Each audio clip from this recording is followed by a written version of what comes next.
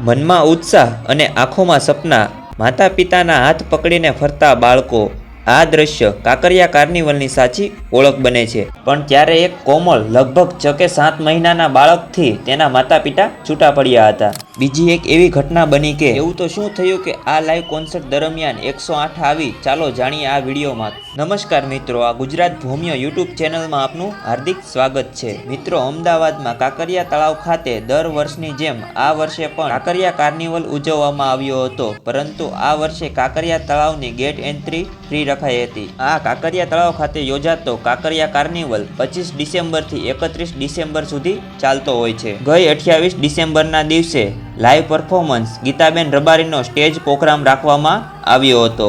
આ કાંકરિયા કાર્નિવલ નિહાળવા માટે સમગ્ર અમદાવાદ તેમજ ગુજરાતભરમાંથી લોકો આવતા હોય છે. મોજ મસ્તી અને રંગીન રોશનીથી ઝગમગતું કાંકરિયા કાર્નિવલ એક ભવ્ય આકર્ષણનું કેન્દ્ર બને છે. અહીં બાળકો માટે રમતો તેમજ અન્ય સાંસ્કૃતિક કાર્યક્રમો સાથે ખાણીપીણીના સ્વાદિષ્ટ સ્ટોલ, હસ્તકલા અને શોપિંગ સ્ટોલ લાગેલા હોય છે.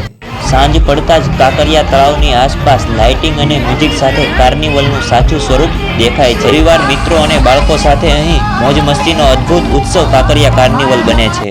આ અદ્ભુત ઉત્સાહ વચ્ચે કાંકરિયા કાર્નિવલમાં મોટી સંખ્યામાં ઉમટી પડેલી ભારે ભીડના કારણે કેટલાક બાળકોને ચાલવામાં મુશ્કેલી થતી તો કેટલાકને માતા પિતાનો હાથ છૂટો પડી જવાની ભીતિ તો કેટલાકને સતત ધક્કા લાગવાથી અસહજતા અનુભવાય. પણ એ વેળાએ આ વખતે એક કોમળ લગભગ 6 કે 7 મહિનાનું બાળક તેના માતા પિતાથી છૂટું પડ્યું હતું. ચાલો શું છે તે આ દ્રશ્ય જોઈએ.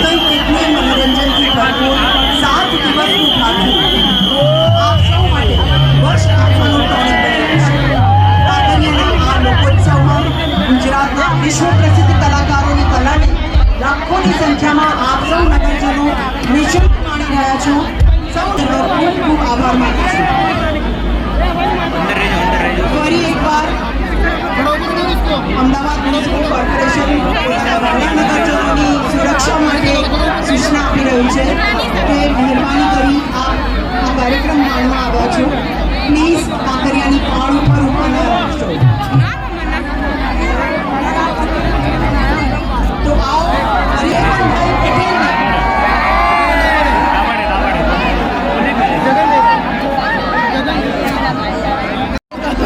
એક વર્ષથી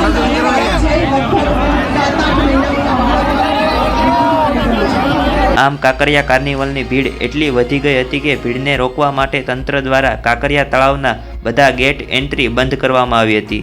કાંકરિયા કાર્નિવલ યોજાયો તે સમયે અત્યાર સુધીમાં લગભગ 55 જેટલા બાળકોને પોતાના માતા પિતાથી વિખૂટા પડ્યા હતા, જેને પોલીસે પરિવાર સાથે મિલન કરાવ્યું હતું.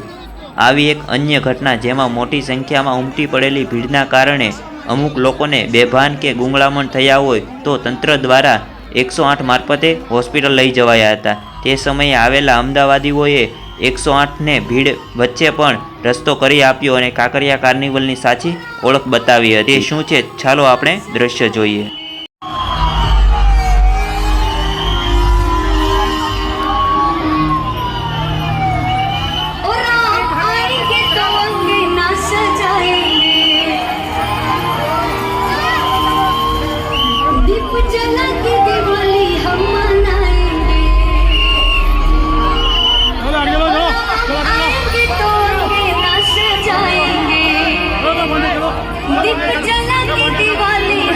આમ તંત્ર દ્વારા પણ મજબૂત સુરક્ષા અને સલામતીના સઘન પગલાં સમગ્ર આયોજનની સફળતાનું મુખ્ય આધાર રહ્યા.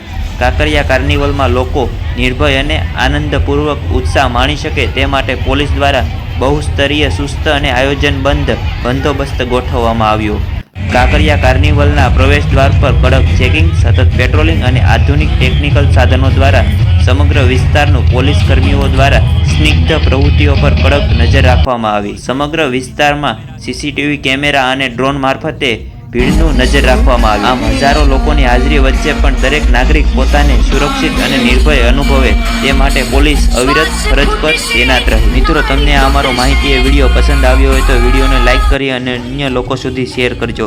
સાથે આવી જ અન્ય માહિતી જોવા માટે અમારા પેજને ફોલો કરજો અને યુટ્યુબમાં જોઈ રહ્યા હોય તો ચેનલને સબસ્ક્રાઈબ કરજો. તો ચાલો હવે નેક્સ્ટ વિડીયોમાં મળીએ. ત્યાં સુધી સૌને જય માતાજી, બાપા સીતારામ.